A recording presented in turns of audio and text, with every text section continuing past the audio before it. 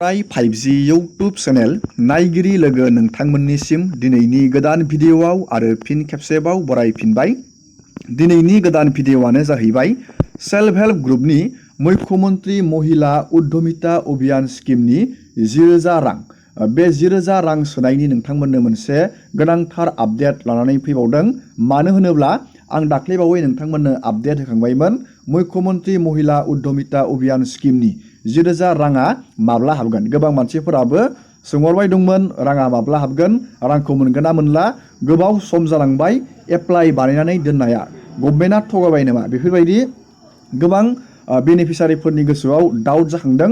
बेनि थाखायनो आं नोंथांमोननो नैबेयाव मुख्यमंत्री महिला उद्यमिता अभियान स्किमनि आपडेट लाबावदों रां सोनायनि बागै। नोंथांमोना रांखौ मोनमारगोन ना मोनमारा आरो रांखौ मोननो नोंथाङा मा क्राइटेरियायाव गोलैथारनांगोन, जोङो इम्परटेन्ट मोननै आपडेट नायगोन। नोंथाङा बे मुख्यमंत्री महिला उद्यमिता अभियान स्किमनि रां सोब्लानो जाहाथे नोंथांनि बेंक एकाउन्टआव राङा डाइरेक्टयै फैयो। गोबां मानसिफोरानो मोना होननानै ओरैनो थादों, खामानिखौ मावना लायाब्लाथाय सम थानायावनो जेब्ला गभर्नमेन्टआ रांखौ सोगोन नोंथाङा आन्दायनांगोन। नोंथाङा आं दाख्लैबावै आपडेट होखांबायमोन बे स्किमनि 10,000 फार्स्ट इनस्टलमेन्टखौ गभर्नमेन्टआ सोनायनि बाथ्रा बुंदोंमोन। CMआ इलेक्सननि केम्पेइनाव बे 10,000 रांखौ सोनायनि बाथ्राखौ बुंदोंमोन 1 फेब्रुवारि 2025नि 1 फेब्रुवारि, बारा गोबाव गैलिया। नोंथांमोना नैबे 1 फेब्रुवारि तारिखआव नैबे CMनि बार्थडे, बेखालि चिफ मिनिस्टारनि बार्थडे, बेखालि नोंथांमोननो CMआ नैबे 10,000 रांखौ सोनायनि बिथाङा 100% बाथ्रा बुंदों। आं नोंथांमोननो भिडिअनि क्लिपखौबो होगोन। मानो होनोब्ला CMआ बेफोरबायदि जाहा ताहा बुंनो हाया, बिथाङा जि बुङो बेनो आयेन जायो। बेनिखायनो नोंथांमोना नैबे रांखौ मोननाया 100% जानानै फैदों। फेब्रुवारि 1, 2025आव नोंथांमोना मोनहैनो हागोन। गिबियावनो नोंथाङा बे स्किमनिफ्राय 10,000 रांखौ नोंथांमोननो गभर्नमेन्टआ ओरैनो गिफ्ट हिसाबै होगोन। आरो नोंथाङा नैबे 10,000 रांजों जुदि मोजाङै खामानि मावनानै देखायनो हाबावोब्ला आरो इयुनाव नोंथाङा बेनिफ्राय रां मोनबावगोन। नोंथाङा बेखौ मिथिखादों। जाय बिथांमोना गोदान भिउआर, नोंथांमोननि थाखाय मोनसे मस्ट इम्परटेन्ट लानानै फैदों। जुदि नोंथाङा नैबे मुख्यमंत्री महिला उद्यमिता अभियान स्किमनि रां सोखालिनो नोंथांनि बेंकआव मोननो थाखाय नोंथाङा मोननैसो इम्परटेन्ट खामानिखौ मावनानै लानांगोन। जुदि नोंथाङा दासिमबो बे खामानिखौ मावनानै लाया अब्ला नोंथाङा रांखौ मोननाय नङा। आं नोंथांमोननो मोनसे सुंद'यै आपडेट हरनि, जाय बिथांमोना गोदान भिउआर मिथियाखै नोंथांमोननि थाखाय। नोंथाङा गिबियावनो नोंथांनि आधारजों बेंक एकाउन्टजों लिंक खालामनानै लानांगोन। मानो होनोब्ला नैबे आधारजों बेंकजों जुदि नोंथाङा लिंक बानाया अब्ला नोंथांनियाव रां सोब्लाबो राङा हाबनाय नङा।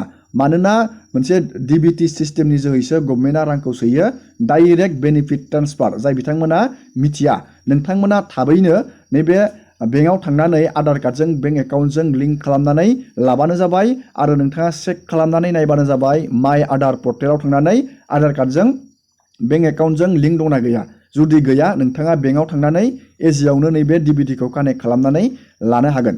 जाय बिथांमोना मिथिया नोंथांमोननि थाखाय नैबे इम्परटेन्ट।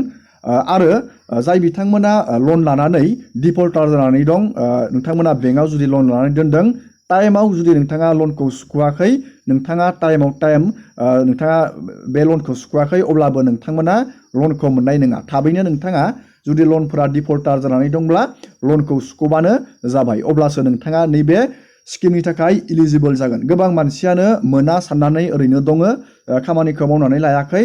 नोंथांमोना बिदि साननाङा। मानो होनोब्ला CMआ बुंदों फेब्रुवारि 1आव सोनायनि बाथ्रा बुंदों। नोंथाङा थाबैनो जुदि बेफोरबायदि खामानिखौ मावना लायाखै अब्ला नोंथाङा मावना लाबानो जाबाय। रां हाबनायाव नैबे आधारजों बेंक एकाउन्टजों लिंक जानाया इम्परटेन्ट। जोङो दानिया CMनि जोङो बे मुख्यमंत्री महिला उद्यमिता अभियान स्किमनि रां सोनायनि बागै मा बुंदों जोङो नायनानै लादिनि।